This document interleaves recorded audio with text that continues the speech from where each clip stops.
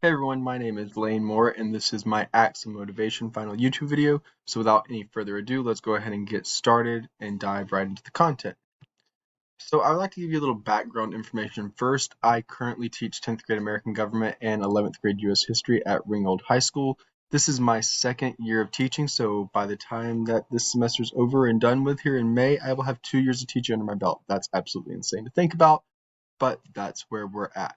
So to kind of introduce to you the scenarios without going too terribly much into them, because we're going to do that over the course of this video, but just to kind of introduce what's going on. Scenario one, we're going to look at motivating my high school soccer players. This is my first year as the head soccer coach, so I thought it'd be interesting to look at what motivates my soccer players, or maybe what doesn't motivate them so much. Because I'm sure, as you guys know, as you guys saw throughout your own experiences, it can be hard to motivate students, players, whatever age range they are, elementary, middle, high school, whatever. It can be hard to motivate people. And then scenario two looks at in my classroom, not on the soccer field, and it looks at some students from my U.S. history class that I specifically pull out to look at them and use them kind of as case studies for this project as we go through. But that has to go with setting goals, which will come a little later on whenever we talk about goal orientation theory. Okay, so before we can do anything else with this project, I think it's important that we define what motivation is. Okay, so motivation is a process of inducing and stimulating an individual to act in a certain manner. Now, motivation can have many different definitions. There's not just one set definition. This is one of the definitions that is given in our text, so I thought I would add this one in there. But right, it's this process of getting individuals to do certain things, right? We all have things that motivate us differently. As educators, it's important that we find what motivates our students.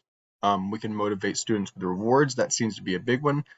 Students love everything if it's a reward. If it's a small reward, like a piece of candy, or if it's something, a little more sentimental or thought out. Maybe you give them a reward that they can take home. You print something out. You give them a certificate.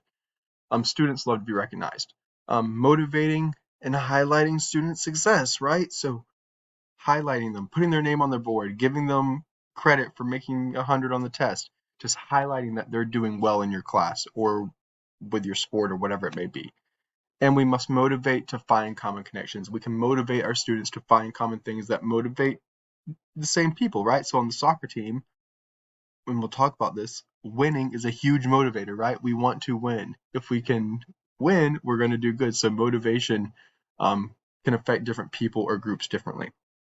Now, our students are all motivated in different ways. We cannot forget this, right? Our students all have different things that motivate us. We have different things that motivate us as educators. Motivation is kind of like thumbprints, right? They're all unique, or like a snowflake. Not one is the same. So that's why, as teachers, it's important from day one, which is something that I got to work on better myself. It's important to find what motivates our kids. It can be school related, it can be outside of school related, but we got to find things so we can have those common connections, right? Now, let's talk about the scenarios. Let's go ahead and dive into scenario one. So scenario one is looking at the lack of motivation among my soccer players when it comes to practice in particular. So early on, we had this problem of, are the kids going to come to practice or not?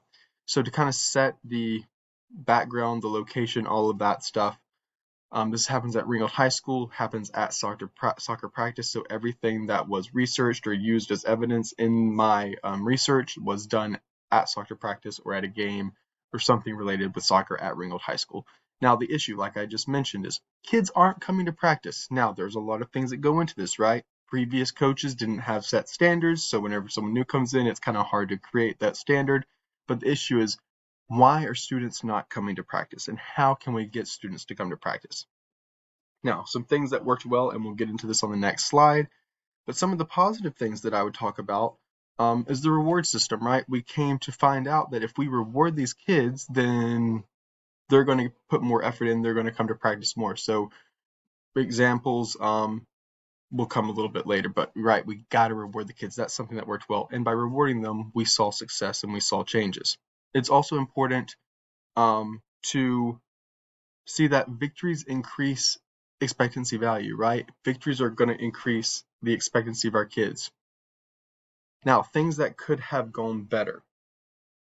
This is something that I admit that I could do a better job at, but when students weren't showing up, especially early on, right, they were getting punished for not showing up. So they had harsh punishments like suicides or running or lifting or things that are not fun to do. Now, I wasn't thinking about this, but oftentimes whenever you punish kids super, super hard, they're more likely to shut down even more. So by having those harsh punishments, I was hurting myself because they weren't going to come to practice to even do them. So I have to find another way that's not harsh punishments, but still will be there to motivate kids, because some kids just do not respond to that type of motivation, right? Negative punishment is not good motivation at all. So let's talk about expectancy value theory a little bit, because that's what I was looking at when I did this research and this case study with my soccer players. So let's talk about expectancy first. Will they be successful? So will my soccer players be successful at practice? Will they be successful at games? Now, over the course of the season, we did have success. We actually ended 8-4, which is a great year for us. So we were successful. Um, and as we had more success at games, we did begin seeing more success at practice. So that was a great thing. Value. Does the individual care? Now, I would hope that since we were playing soccer and this is a soccer team, that the soccer players do care.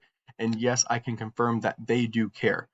There were some misconceptions at the beginning. That was kind of the problem, but they do care. And the soccer players need to care if they're going to have good expectancy, right? They go hand in hand. When we look at relative costs, what will it cost them? Now, there are costs for being on the soccer team, right? It will cost them a little money for their athletic fee. It'll cost them maybe not being able to go to spring break because we got soccer games and practice. They may not be able to go on do things with their friends after school. They might have to give up certain things like that. So there is cost, but that is different for each kid. Each student can have a different relative cost, and that's okay. Whenever we look at interest value, is it enjoyable? Now, this one kind of relates to value. You would think that if they're playing, if they're going to go through the process of trying out and conditioning and all that stuff, then it's going to be enjoyable. Once again, as expectancies goes up, as you're being more successful, you're going to see that it's going to become more enjoyable as well. So the interest value went up as we had success throughout the season. And then you also have utility value. Will this be useful 10, 15 years down the road? Now, I can report to you that I do have some students, some players that are going to be going to college, so they're going to get scholarships and get money for their soccer ability, so they have a high utility value. But once again, this can be different for everyone else. Some people may not ever play again after high school, but we all have different utility values. So, what are some of the strategies? One of the biggest strategies I had was rewarding hard practices and victories. So whenever we were winning, there was a period where we went 5 wins in a row. We didn't have practice on Fridays, and when we did practice, we did light practices, right? As long as we're winning, if it ain't broke, don't fix it. Also, when we look at strategies, winning has positive effects on expectancy value. As we continue to win, the expectancy value continued to go up. Okay, now some of the results that occurred over the course of this project, right? Over the course of this case study. Overall attendance at practice increased. In January, at the beginning of the season, we were at 79.3% on average. By the end of the season, we were at 96.8% of students were coming to practice on a regular basis. That is a huge jump, almost 20% jump. Okay, as we were winning, as people were coming to practice, that also leads to an overall increased attitude on the team, right? So if we have an increased attitude, if we have increased practice there, we're going to be more successful. The expectancy value is going to increase. Okay, moving on to scenario number 2, finding and establishing goals in the high school classroom. So we're going to do a little flip-flop here. We're not going to focus on my soccer players. We're going to focus on kids in my own classroom. Okay, so setting the background, this is my 11th grade U.S. history class at Ringgold High School. The issue here is the goals that some of my students did not have. So I picked two students in particular. I refer to them as J and J. For the purpose of this, we're going to call them Jacob and James. Okay, Jacob and James do not have many goals. They did not have much motivation at all when it came to my class. So we had to do a little research into them. We had to kind of figure out, what are your goals? What do you want to do? And how can I help you reach those goals? How can I help you do this, not just within my classroom, but also outside? I want to see you be successful. So some of the things that worked well. I found that learning student goals are important. Have your kids write them down at the beginning of the year. What are your goals for this class and what are your goals for after school? Have them do it, learn their goals. That's going to be something that works well for yourself. Um, so yeah, find those things. Knowing what your students' goals are and helping them set those goals is only going to benefit you. So what are some things that could have gone better? I could have found better ways of doing this. There are more, I could have been more detailed whenever it came to my questioning, but this is still a work on process. But we have to help our students set goals. If we can help students set goals, it's going to go a long way, not just for benefit them, but also to benefit us as educators. So when we look at goal orientation theory, okay, mastery goals is about self-improvement, right? There were different types of goals that each student have. Whenever I talked to Jacob, he had proximal goals. He just wanted to do enough, right? He just cared to squeeze by. He didn't care to get an A. He just wanted to get that 70%. And it comes to find out this is also due to his performance avoidance because he had a fear of being, and I quote, dumb, right? He had this fear of not being smart and not wanting to speak out because he was scared that he wasn't going to say the right thing or that he wasn't smart enough. So Jacob was a prime example of performance avoidance. Okay, so performance goals are how are you perceived? And Jacob did not want to be perceived in a bad way.